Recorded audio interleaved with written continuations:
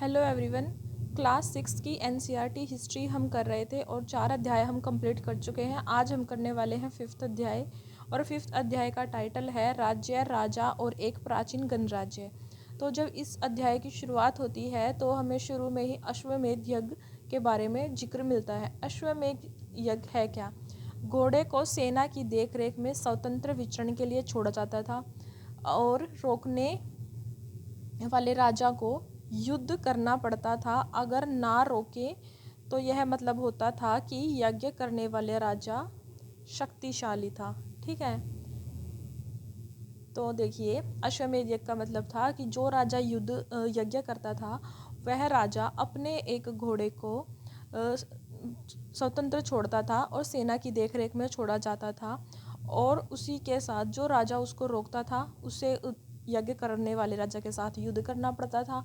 और अगर कोई राजा नहीं रोकता था तो इसका मतलब ये था कि वह राजा जो यज्ञ कर रहा है वह ज़्यादा शक्तिशाली है और उनको यह बात मंजूर है।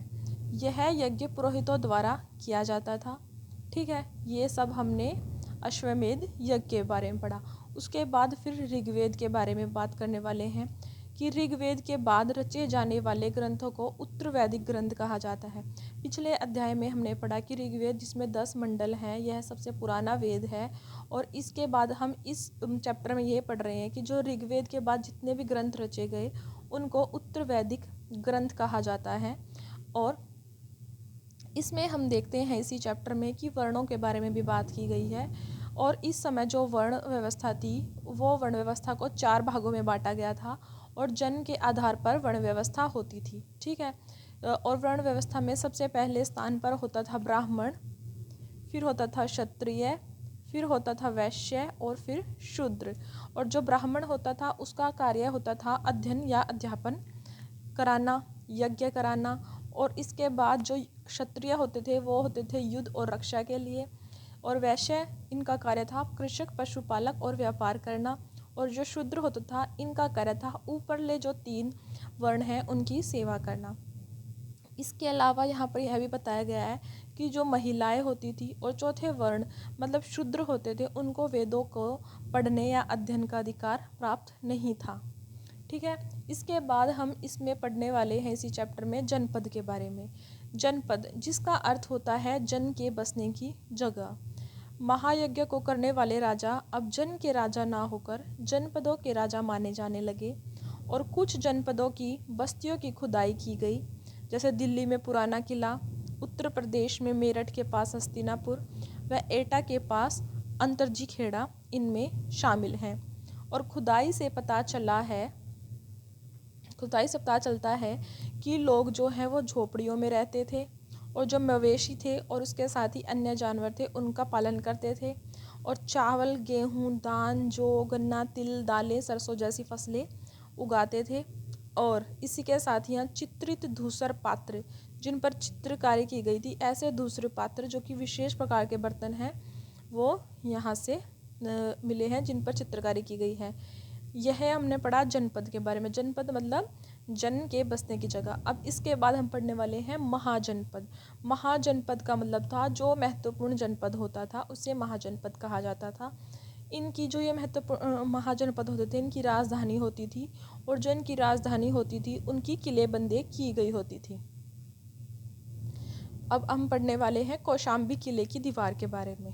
ठीक है, उत्तर प्रदेश की इलाहाबाद के पास मिली ईंटों की दीवारों का अवशेष है। ठीक है, ये ना एनसीईआरटी की बुक में इसकी पिक्चर भी दी हुई है और यह हमें जैसे कि एनसीईआरटी की बुक में जो टॉपिक होता है वो चलता है और साइड में वो छोटी छोटी हमें जानकारी देते रहते हैं।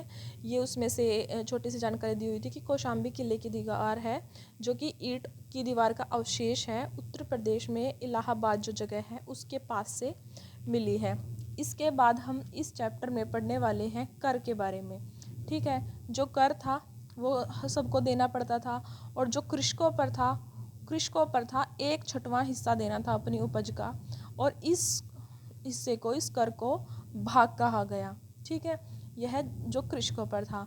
कारीगरों पर भी था। कारीगरों को ना ये था कि जैसे बुनकर हैं, लोहार हैं, सुनार हैं, इनको महीने में 1 दिन राजा के लिए काम करना पड़ता था।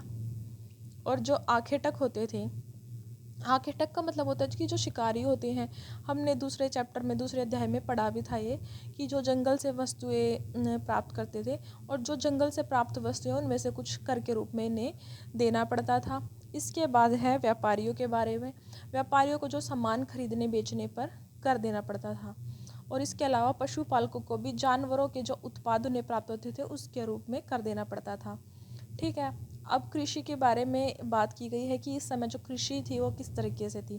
पहले लोहे के फाल नहीं बनते थे, पर अब लोहे के फाल बनने लगे थे, और इसके साथ साथ धान का रोपण भी शुरू हो गया था।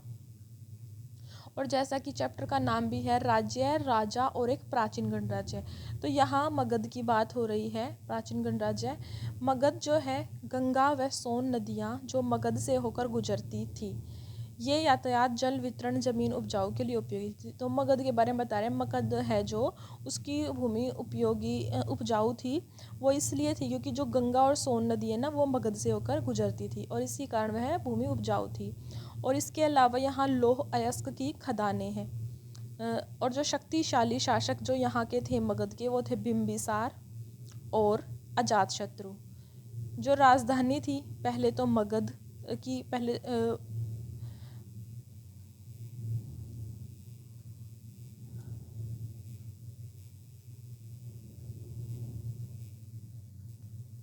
मगध की राजधानी थी पाटलिपुत्र, जो कि आज का पटना है।